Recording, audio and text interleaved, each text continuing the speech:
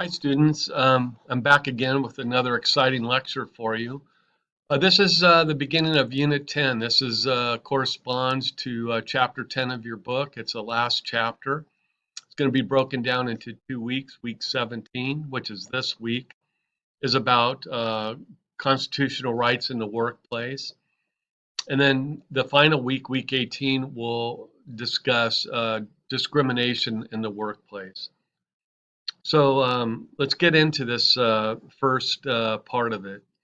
And we're talking again about constitutional rights in the workplace.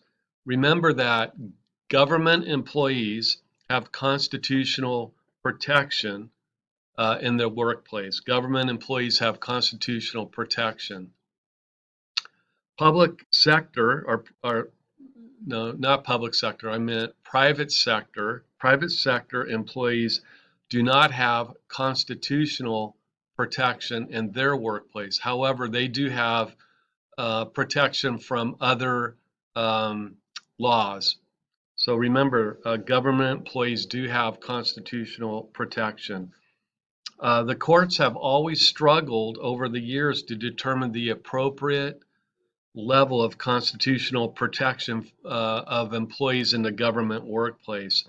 On one hand, they're trying to balance out the person's individual rights, the employee's individual rights, and on the other hand, they're balancing that with the employer's rights or capability to carry out their mission. So there's always that tension between an individual rights and the employer's a mission to get the job done.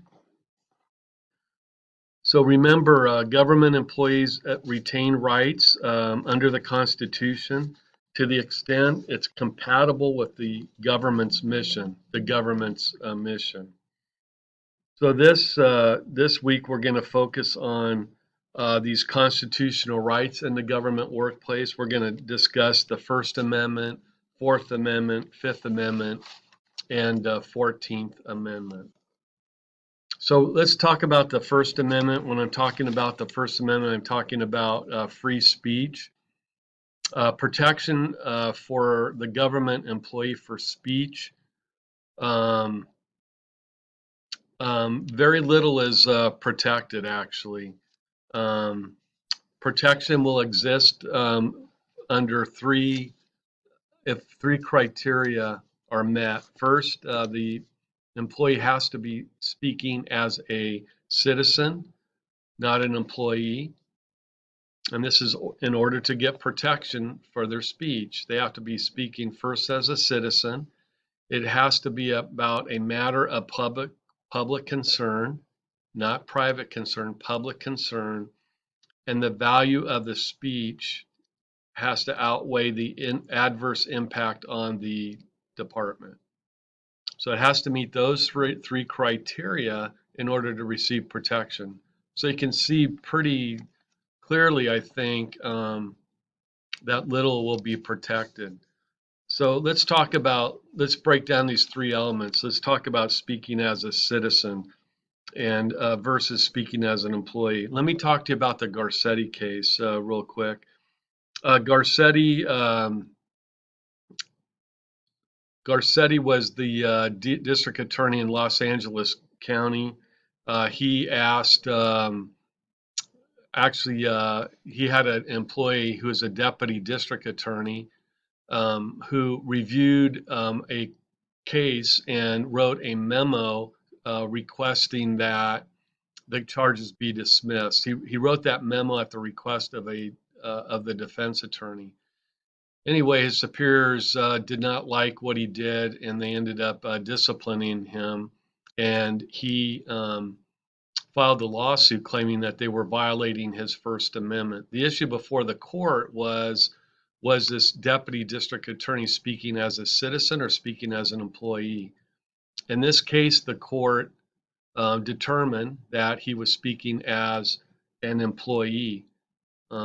They determined that it was related to his job as part of his duties as a deputy DA to review cases, to determine if they should be prosecuted or not, and document that in a memorandum. So he was speaking as an employee. Since he was speaking as an employee, his speech was not protected and he could be disciplined. So the takeaway here is that if what you're saying is related to your job, is part of your job duties, part of your job description, then you're going to be speaking as an employee, not a citizen, and your speech will not be protected. So that's why I say when you consider a case like this that very little will be protected. So you have to be careful about what you say when you work in a government workplace.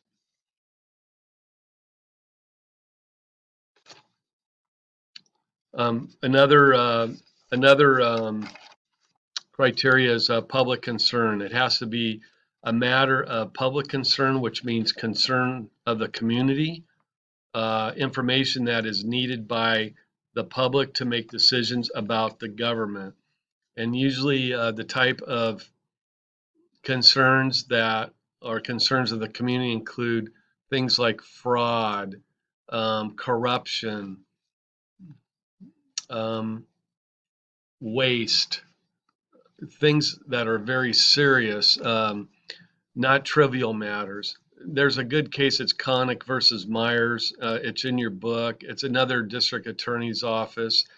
And in this particular case, there's a deputy DA who was not particularly happy with her with the circumstances within the office. So she decided that she would um, create a survey and submit it to the other attorneys. It had to do with morale in the office, office space, a lot of other things. And so she circulated that. The DA found out about it, was very unhappy about it, and she was disciplined. And so again, she filed a lawsuit claiming that her First Amendment right to speech was violated. The issue before the court was her survey and what she was doing, was that a matter of public concern? And the court said no. The community doesn't care about inter-office politics. They don't care about morale in the office. So that was not a matter of public concern, and therefore her speech was not protected and she could be disciplined.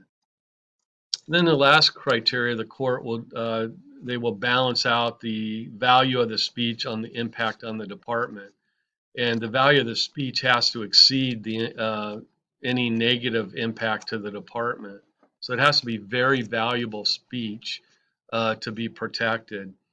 So they're looking at if the speech is going to undermine authority, create a morale problem. Is it going to hamper the ability of the department to perform their responsibility? Then if it's going to be adverse to the department, then most likely it's not going to be protected. I want to talk to you about off-duty speech for just a moment. Police officers can be disciplined for their off-duty speech and also their conduct if it impairs the department's mission or it brings the profession into disrepute. And I'll give you an example. There was a case called Locurto versus Giuliani. Giuliani currently is the attorney for President Trump, but before that, he was actually in the Department of Justice. He was the third in charge. He was also U.S. attorney in New York. He was the mayor of New York, and now he's the president's attorney. So he is well known. And anyway, when he was mayor, there was a big parade in New York City. It was broadcast on TV. There were some police officers and firefighters participating in the parade. They were on a float and they were dressed as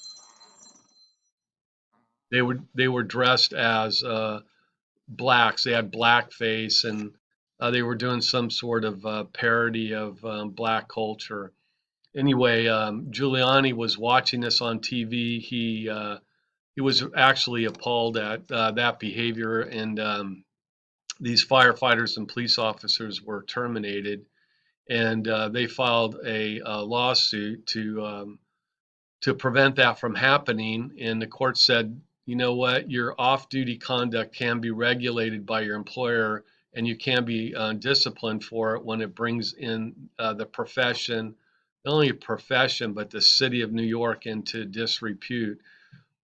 So, it makes sense, because if you have a police officer and they're acting, in a manner that's contrary to, the idea of a police officer or firefighter, it makes it hard for police officers and firefighters actually that are out there to do their job. And so they want to maintain a certain code of conduct, not only for on-duty conduct, but also for your off-duty conduct. I want to move on. So that covers the First Amendment. I want to talk about the Fourth Amendment. And remember, the general rule for Fourth Amendment is you need a search warrant or you need an exception to the warrant. There are different requirements for workplace searches, though. There's two considerations here. One is, first of all, does the employee have a reasonable expectation of privacy in the place to be searched? And if the answer is no, then it can be searched. So, for example, if the agency wants to search his police car, search his locker, his desk, his computer, his work phone, work computer, if they want to search those items and the person does not have a reasonable expectation of privacy, then it's fair game. They don't need a warrant. They can go ahead and search it. Now, how do agencies obtain or prevent, is a better way to put it, a person or an employee claiming a reasonable expectation of privacy? The way that they do that is by having a policy, a personnel regulation that says that these items are subject to inspection or search anytime without a warrant. And those regulations are known by the employees. They are responsible for reading the regulations, knowing the regulations, and following the regulations. And so employees know that all these items are subject to search and they have no reasonable expectation of privacy based on that policy, then those items can be searched.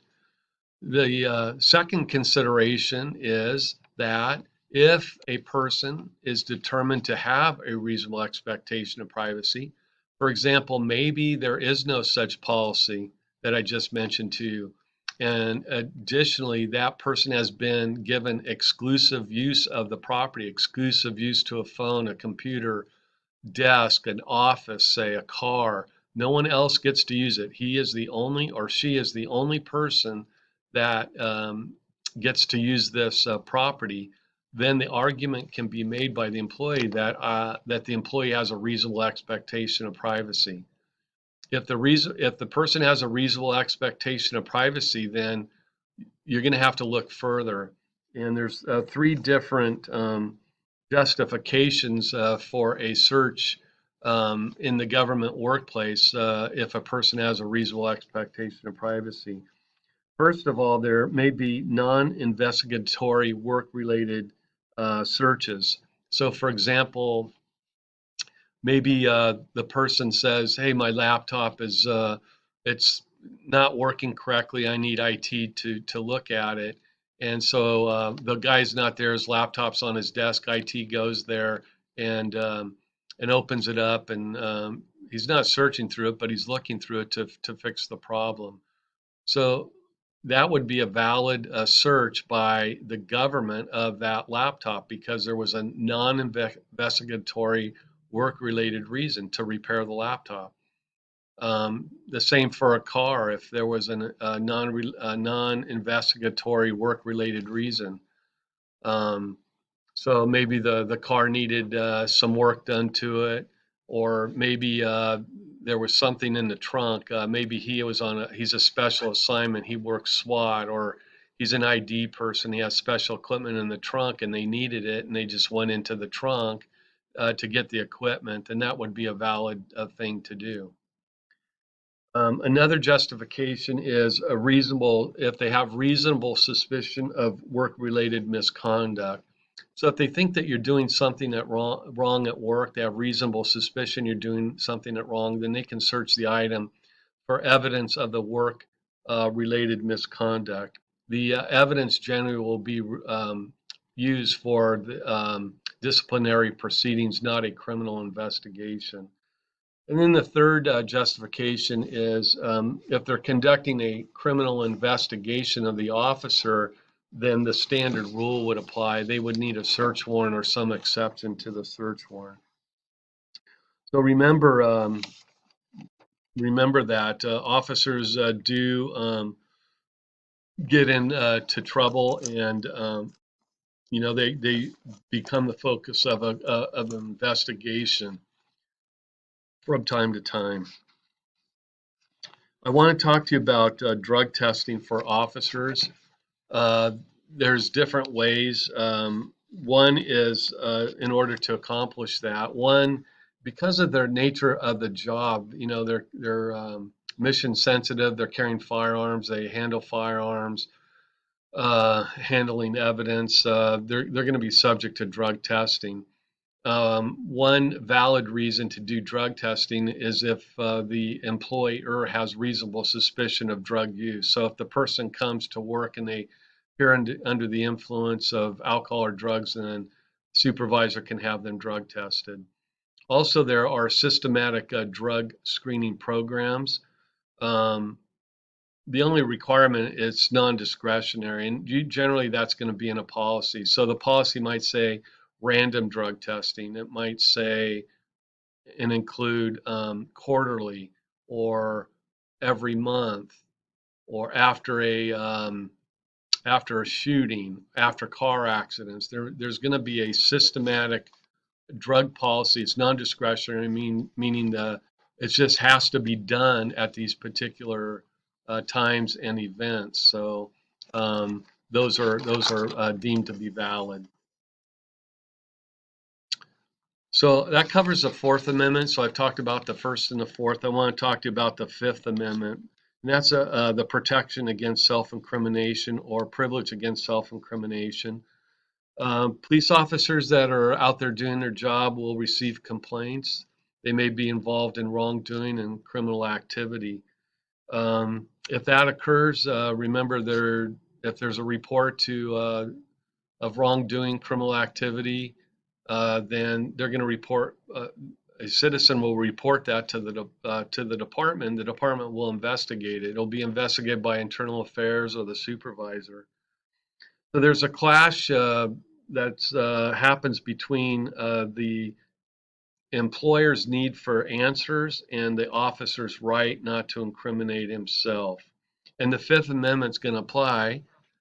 Under the Fifth Amendment applies when it's testimonial and the officer making a statement that's testimonial. It has to be compelled by the government, and it's compelled by the government at the threat of job loss. And then third, the statement has to incriminate the person. So this applies to a criminal case, including internal affairs investigations. The department employer has a right to demand the officers to account for their conduct, and they can order that officer to tell them what happened. If the officer refuses to tell them after being ordered to tell them what happened, the officer can be fired. If the officer answers, then those answers can only be used against the officer since they've been compelled and he's been ordered, and they can't be used in a criminal case against him. They can only be used for disciplinary purposes. And when that occurs, when an officer's ordered to make a statement and they answer, and the answer cannot be used in a criminal case, only in in a disciplinary proceeding, that is a type of immunity. Is referred to as Garrity, G-A-R-R-I-T-Y, Garrity immunity. I want to talk to you about the last right is the 14th Amendment. the due process clause of the 14th Amendment. And the 14th Amendment basically says that no state can deprive a person of what? Life, liberty, or property without due process of law. When you work for the government and you're off probation, you have a property right in your job itself. So if they're going to discipline you, before they can discipline you, they have to give you notice of the charges, notice that they intend to discipline you, and they have to give you an opportunity to have a hearing where you can challenge their evidence and present evidence yourself. So that is called procedural due process. It doesn't apply to probationary employees because they do not have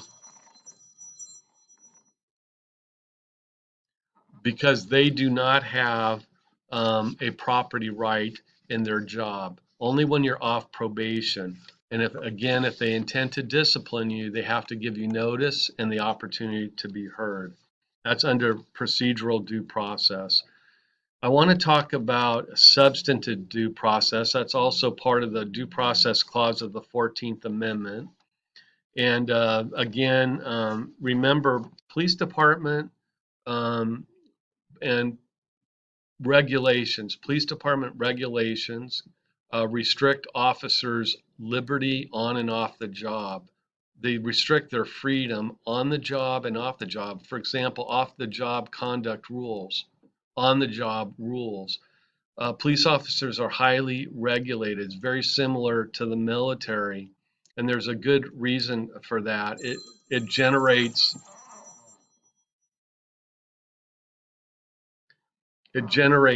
trust of the public, goodwill with the public. It's very important for officers to maintain the highest level of respect in the community for their position. Police officers, there's a lot of regs. Let me go through them. There's a list of them, but grooming standards are upheld. Maximum weight is upheld, minimum weight, citizenship, residency requirements, outside employment can be regulated, smoking can be regulated, off-duty conduct can be regulated.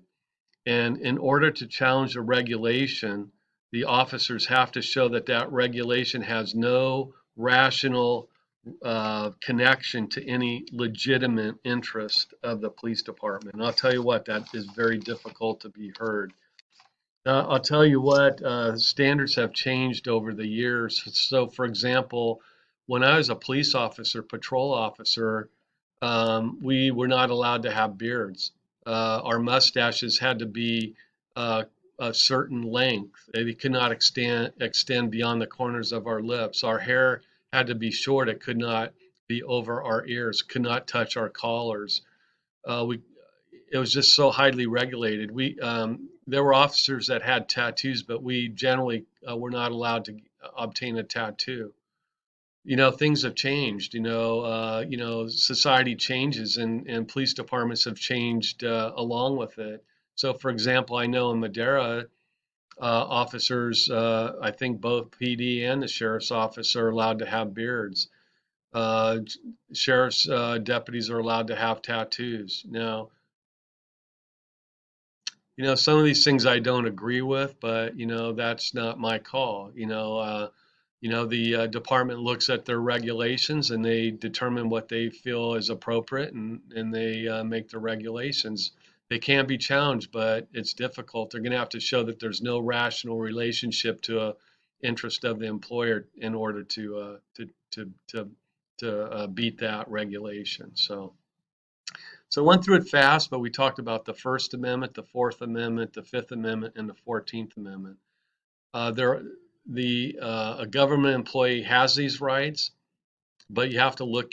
They're different.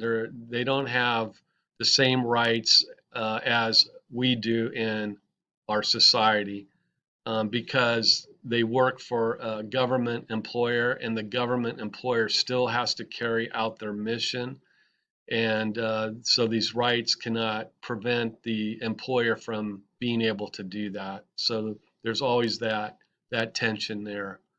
But anyway, so that ends this this lecture, and next week is the last lecture, last